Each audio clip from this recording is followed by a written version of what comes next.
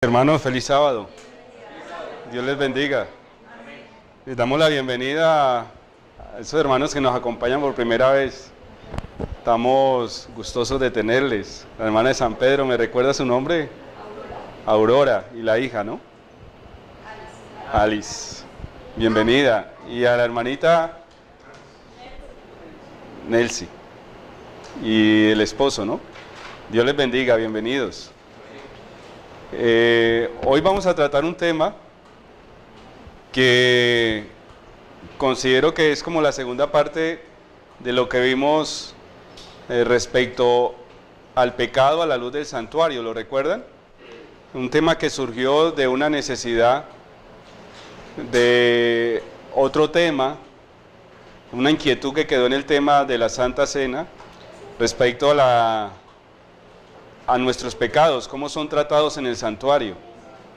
Entendimos en el tema el pecado a la luz del santuario que nuestros pecados cuando nos bautizamos quedan completamente borrados de la memoria del Señor, echados a lo profundo de la mar, y los pecados que están dentro del santuario son los que cometemos después del bautismo. Esos son los pecados que se les hace un tratamiento en el santuario. Y esos pecados son cargados sobre Jesús. Y Jesús ministra por ellos. Finalmente serán puestos ¿dónde? Sobre Azazel. Una vez que el santuario sea purificado, y Azazel finalmente pagará por los pecados de todos los redimidos.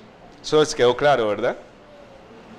Ahora vamos a ver lo que tiene que ver con el sellamiento.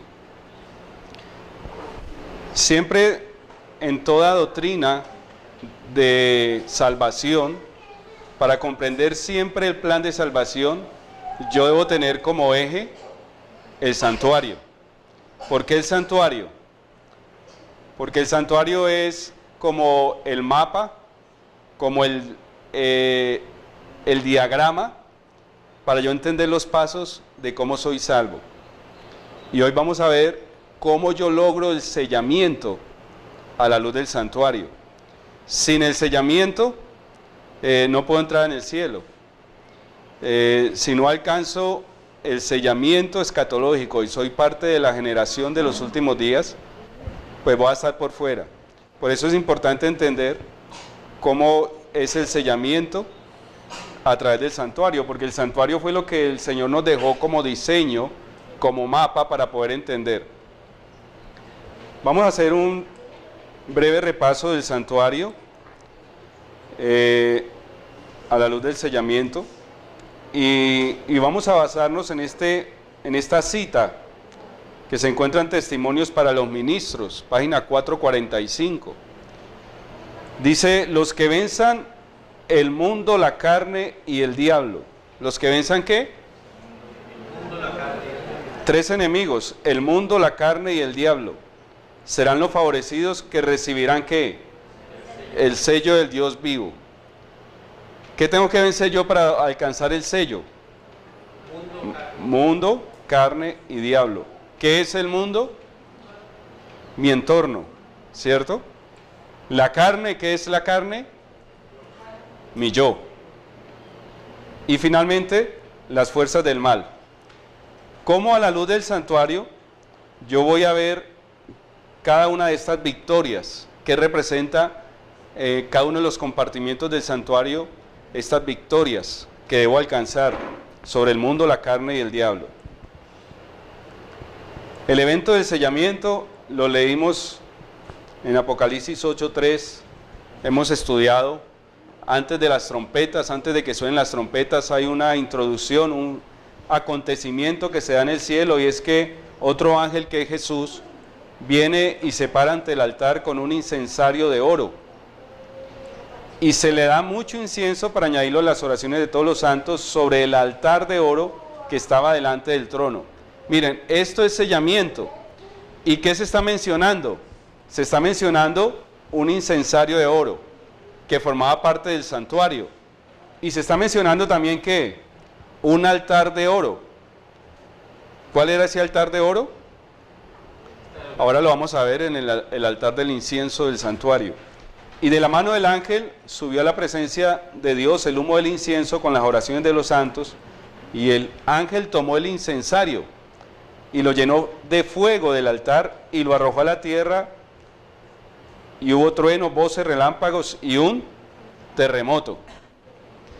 El ángel termina una mediación y va a empezar otra, y lanza el incensario a la tierra, el incensario lleno de fuego del altar del incienso. Son términos del santuario, por eso hay que estudiar el santuario para poder entender este acontecimiento.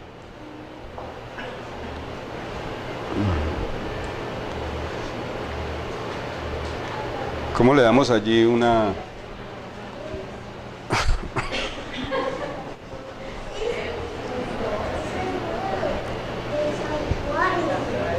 Vamos a mirar una forma virtual del santuario, de cómo era el santuario terrenal, para que ustedes se ubiquen y puedan entender el argumento del sellamiento a la luz del santuario.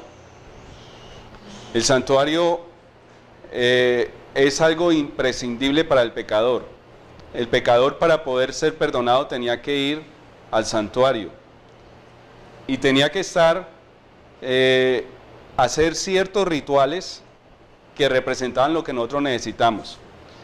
Habían 7 pasos que dar, que el pecado finalmente transcurría por 7 etapas hasta llegar al trono de Dios.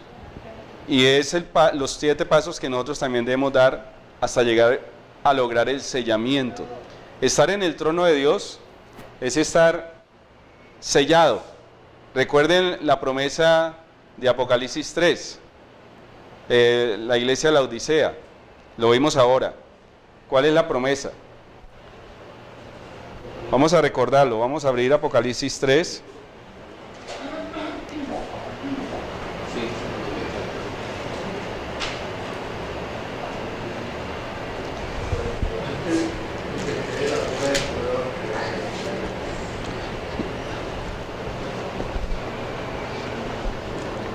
Apocalipsis 3, el mensaje de la Odisea, la promesa de la Odisea, los versículos 20 en adelante.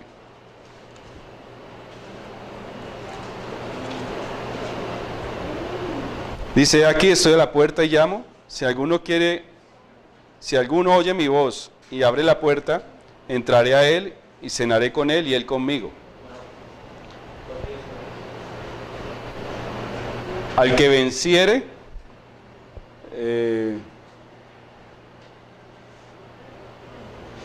creo que es este.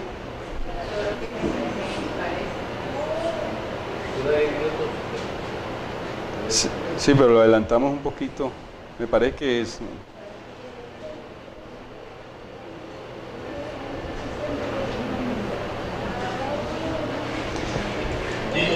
No, ese no es. Dejémoslo así, entonces sí.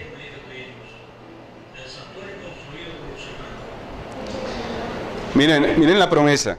El versículo 21. Al que venciere, le daré que se siente conmigo en mi trono, así como yo he vencido y me he sentado con mi Padre en su trono. Viéndolo a la luz del santuario, ¿cuál es el trono?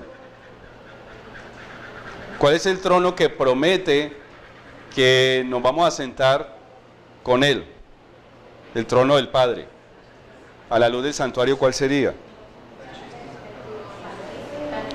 El arca de la alianza, que está en el lugar santísimo. Ahora lo vamos a ver.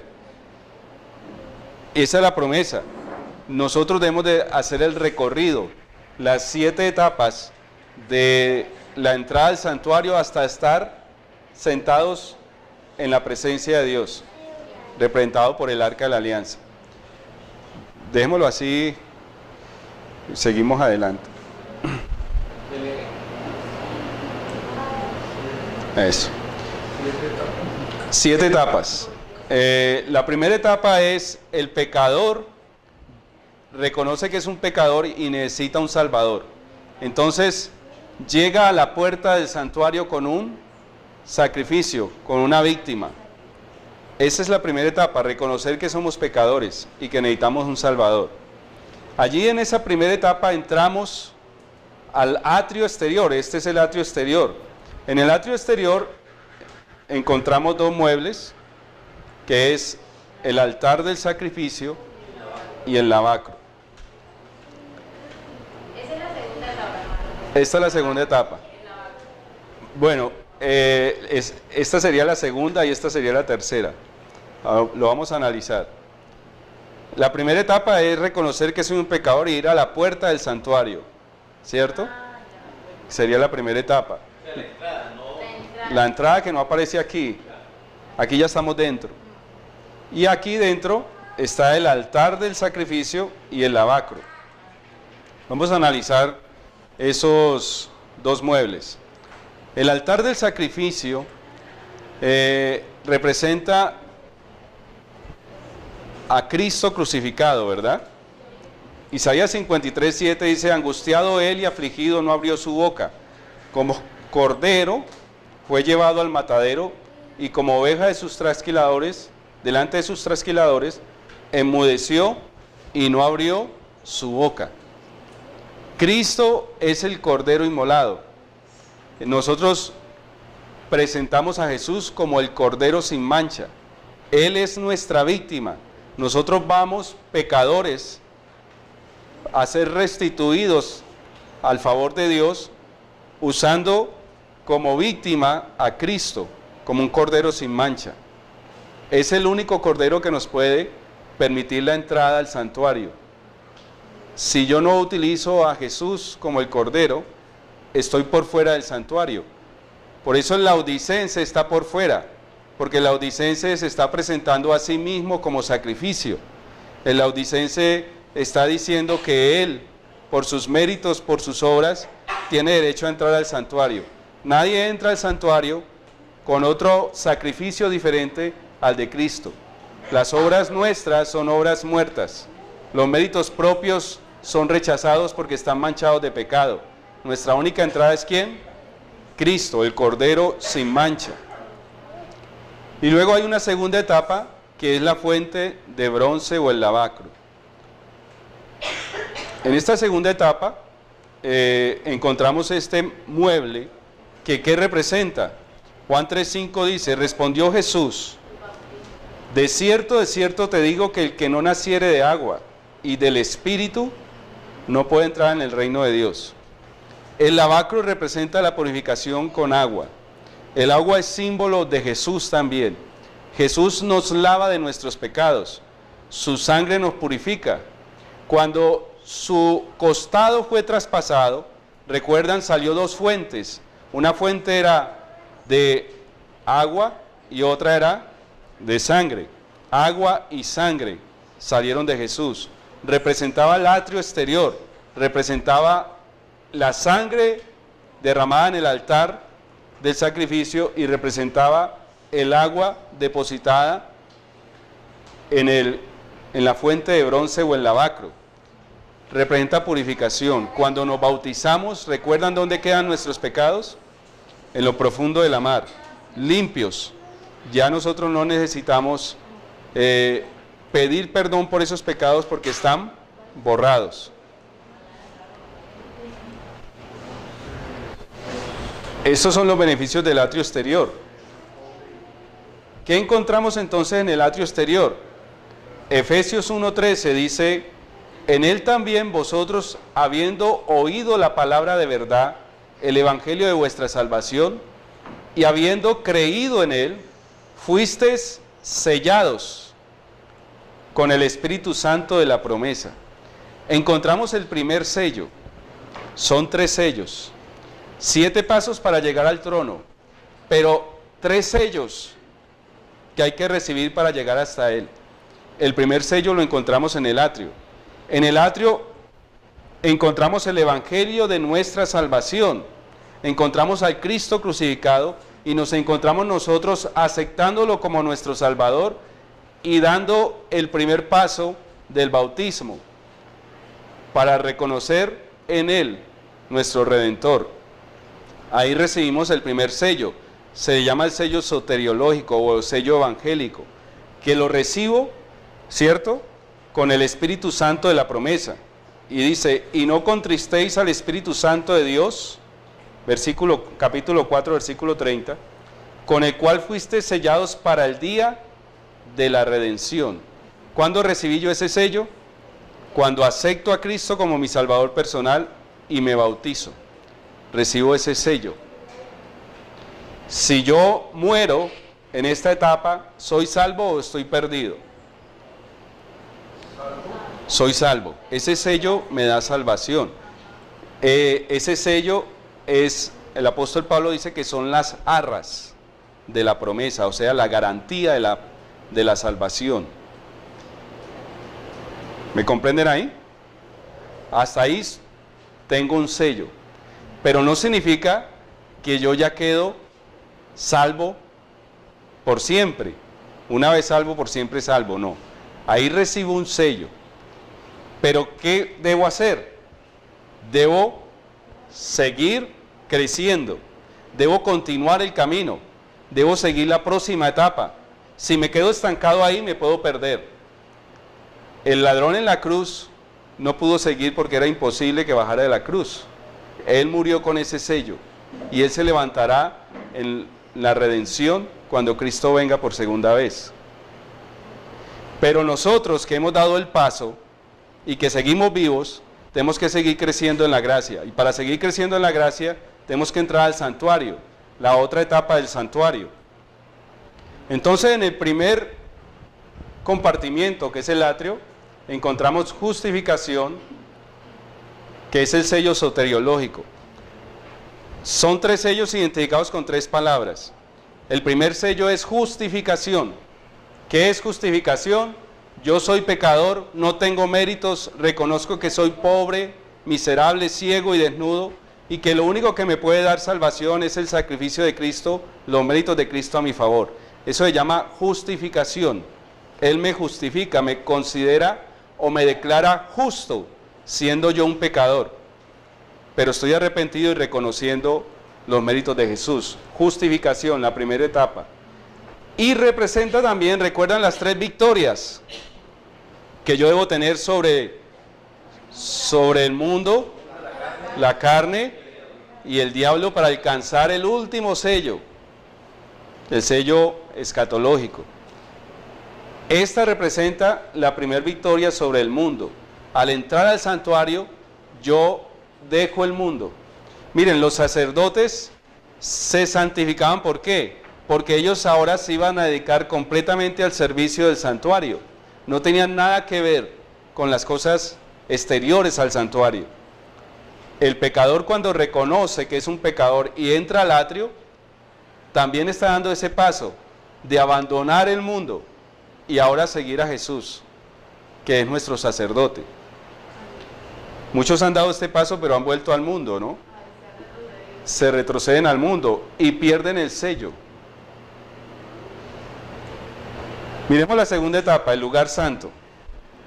El lugar santo era el lugar donde podían entrar los sacerdotes a ministrar diariamente. En ese lugar santo habían 3 muebles. El primero de ellos se encontraba a mano derecha, que era la mesa con los 12 panes de la proposición. Esta mesa era hecha en madera de acacia. El atrio exterior también era hecho en madera, cubierto por bronce. Y el lavacro era hecho de bronce. Los primeros muebles del atrio son de bronce.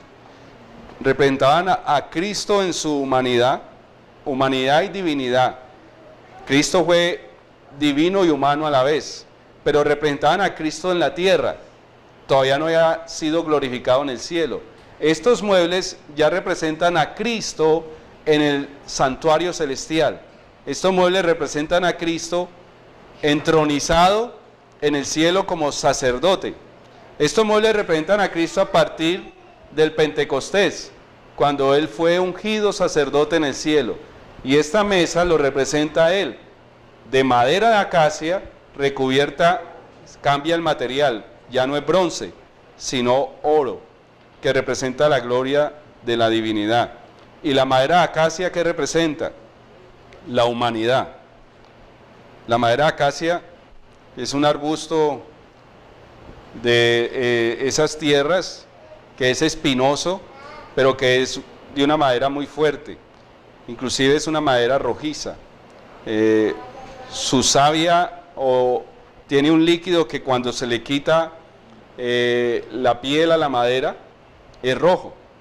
Entonces, por eso se utilizó como símbolo de Cristo, las espinas. Y recubierta de oro significa la transformación, la humanidad transformada a la divinidad. Eso es Cristo y eso es lo que debemos de ser cada uno de nosotros, ser semejantes a Él. Los 12 panes, ¿qué representan? Juan 6:35 dice, Jesús les dijo, yo soy ¿qué? El pan de vida. El que a mí viene nunca tiene hambre. Y el que en mí cree no tendrá sed jamás. Esos 12 panes eran 12 ¿por qué? Algunos interpretan de que representaban las 12 tribus de Israel, que era el alimento para todas las 12 tribus. Otros interpretan que es un alimento completo, que es suficiente, que es bastante amplio. ¿Recuerdan cuando multiplicó los panes y los peces? ¿Cuántas cestas recogieron de pedazos que sobraron? 12. Representa abundancia. Y entonces, esos 12 panes que están representando ¿a quién? A Jesús, que dice yo soy el pan de vida, representa el alimento espiritual disponible en todo tiempo y abundantemente, que es su palabra. Si nosotros discernimos su palabra, si nosotros profundizamos en su palabra diariamente, comemos de su pan espiritual, ¿qué va a suceder? Vamos a crecer, vamos a fortalecernos, vamos a nutrirnos con el conocimiento de la palabra. Si yo no hago un discernimiento de la palabra, si no mastico la palabra, si no la asimilo, si no la digiero, puede suceder que el día de mañana llegue una doctrina y me haga tambalear, porque estoy sin alimento. Y llegarán muchas doctrinas, ¿no? Al final del tiempo, muchos apostatarán de la fe, dice la palabra de Dios, escuchando espíritus engañadores y a doctrinas de demonios, porque no se han fundamentado en el alimento que es la palabra de Dios. Ahí está la fuente. Entonces, 12 panes representa ese alimento y tenía una característica: ¿cada cuánto se cambiaban? Cada 7 días. Allí el santuario está representando la verdad del sábado. El sábado está en el santuario porque cada 7 días ese pan se renovaba, se cambiaba. ¿Y qué representa eso para nosotros hoy? Que el sábado Dios nos da pan nuevo, alimento nuevo, refresca nuestro alimento, nos nutre con alimento nuevo. Yo puedo venir el sábado a la iglesia, pero si no encuentro alimento, no estoy haciendo nada, no crezco. Bueno, yo no puedo tampoco esperar que la iglesia me alimente. Debo de alimentarme diariamente, ¿no? Constantemente. Pero la iglesia tiene una obligación, y es impartir pan espiritual, presentar a Jesús en la palabra de Dios, para que sus hijos se nutran. Una iglesia que no dé alimento espiritual es una iglesia que está desnutriendo a sus hijos. Una iglesia que no dé verdad presente, quiere decir que los panes no los está renovando, que está dando pan viejo, cierto pan mohoso a sus hijos, que hay que renovar cada 8 días ese pan. No puedo seguir predicando doctrinas básicas que ya las hemos asimilado y conocemos. La palabra de Dios es muy amplia y el alimento es abundante. 12 panes. El otro mueble que está en el lugar santo es el candelabro. Se le llama la menorá. ¿Qué representa ese candelabro? Ese candelabro, dice Juan 8:12, otra vez Jesús les habló diciendo, yo soy la luz del mundo. ¿Quién es la luz? Cristo. El que me sigue no andará en tinieblas, sino que tendrá la luz de la vida. El candelabro simplemente era el instrumento para que esa luz se manifestara. Y era el instrumento para dar luz al lugar santo. ¿Qué se necesitaba para que diera luz? Pues se necesitaba el aceite y se necesitaba la mecha, que debía ser también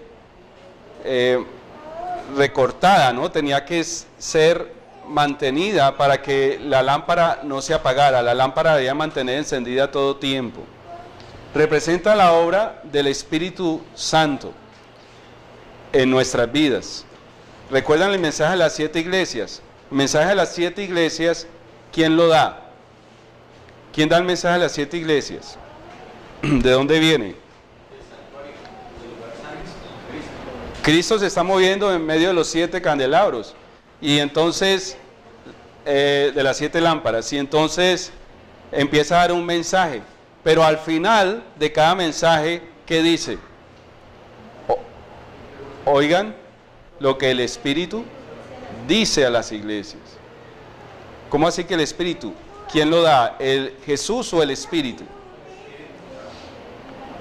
Jesús lo envía a través del Espíritu. Y el Espíritu es el que da el mensaje. El Espíritu es el que me da el discernimiento de la palabra de Dios. Yo puedo tener capacidad intelectual, puedo tener muchas cosas, pero si yo no leo la palabra de Dios con el discernimiento del Espíritu, voy a hacer una equivocada interpretación de la palabra de Dios. Voy a interpretar la palabra de manera equivocada. Tiene que ser con el Espíritu Santo. El Espíritu es el que me da el discernimiento, el que me da luz. Muchas personas tienen la Biblia en su casa, no la leen. Muchos leen la Biblia, no la entienden. Y muchos que entienden la Biblia no la ponen por obra. Así que hay que leerla, hay que entenderla y hay que ponerla en práctica. Esos 3 pasos.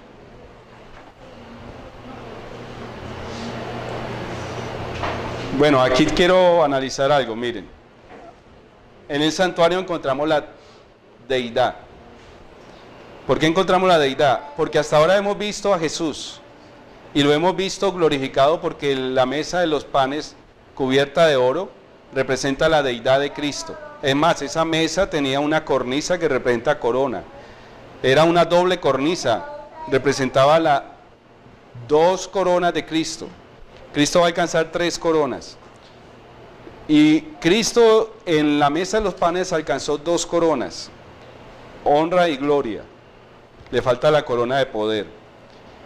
Y en el candelabro encontramos que este no tenía nada de madera, que era solo oro. Como representa al Espíritu Santo, me está mostrando la deidad de ¿quién? Del Espíritu Santo. La deidad del Espíritu Santo. Encontramos verdades maravillosas en el santuario, encontramos la verdad del sábado y encontramos al Espíritu Santo como Dios. ¿Me están comprendiendo? Tenemos que programar una clase sobre la deidad, porque es una de las verdades que más está siendo atacada en nuestro tiempo. Adventistas del 7º día han apostatado por esa doctrina, no aceptan la Trinidad, ¿no? La palabra Trinidad es una palabra no se debía utilizar porque realmente no son 3 dioses. Si fueran 3 dioses seríamos politeístas. No debíamos usar esa palabra Trinidad. La palabra es deidad, es un solo Dios. Somos monoteístas, no politeístas. No creemos en 3 dioses, creemos en uno solo, como la Biblia lo enseña. Monoteísmo. Y aquí el santuario me enseña la verdad del Espíritu Santo como deidad, porque es todo de oro, representa la deidad del Espíritu. Y encontramos el otro mueble en el lugar santo, que es el altar del incienso. Este altar del incienso tiene madera, Y si tiene madera, ¿a quién representa? La humanidad de Cristo. Pero está cubierto de oro, representa la divinidad de Cristo. Juan 14:6. Jesús le dijo: yo soy el camino y la verdad y la vida. Nadie viene al Padre sino por mí. ¿Cómo nuestras oraciones son escuchadas en el cielo? ¿Gracias a quién? A Cristo. Solamente por Él. Él es el tiquete, el pasaje para el cielo. Los oídos del Padre están atentos a nuestras oraciones gracias al intercesor que es Cristo Jesús. Él es el incienso que hace agradable nuestras oraciones. Si no fuera por Él, no tendríamos acceso al cielo a través de la oración. Tenemos tres cosas importantes: el pan en la mesa de los panes, el alimento espiritual diario. Tenemos la luz del Espíritu Santo y tenemos la oración. Tres cosas importantes para crecer, para recibir el sello. Ya hemos recibido uno, ¿cierto? Pero necesitamos confirmar ese sellamiento, y ese sellamiento necesitamos confirmarlo en los atributos que tiene el lugar santo. Y el lugar santo es estudio de su palabra, comer la palabra de Dios, ser iluminados por el Espíritu Santo y mantener contacto permanente con el cielo a través de la oración. Dios me habla por su palabra y yo le hablo a través de la oración. El hombre que deja de orar pierde contacto con el cielo y cierra las puertas del cielo para que el cielo no siga derramando las bendiciones. Nosotros debemos de mantener ese contacto abierto. Es más, un rayo de luz debe permanecer sobre nosotros en todo momento. Es por eso que a veces perdemos la victoria. Es por eso que a veces el sello no lo alcanzamos, porque descuidamos esta parte del crecimiento espiritual. No podemos crecer solamente viniendo los sábados, tenemos que crecer diariamente. El santuario somos cada uno de nosotros, y en el primer momento en que yo me levanto y respiro cada mañana, debo buscar el santuario celestial, ese alimento espiritual y esa conexión con el cielo para poder fortalecerme y crecer. En este segundo compartimiento, entonces, en el lugar santo, encuentro Hebreos 12:14. Seguí la paz con todos y la ¿qué? Santidad, sin la cual nadie verá al Señor. El que llega al atrio encuentra justificación, es justificado, declarado justo, pero ahora debe crecer. Ahora es un niño que tiene que fortalecerse y tiene que llegar a la santidad, sin la cual nadie verá al Señor. Sin santidad no veremos al Señor. Si somos impuros, si tenemos pensamientos impuros, si tenemos palabras impuras, si tenemos acciones impuras, por más que seamos estudiantes de la Biblia, por más que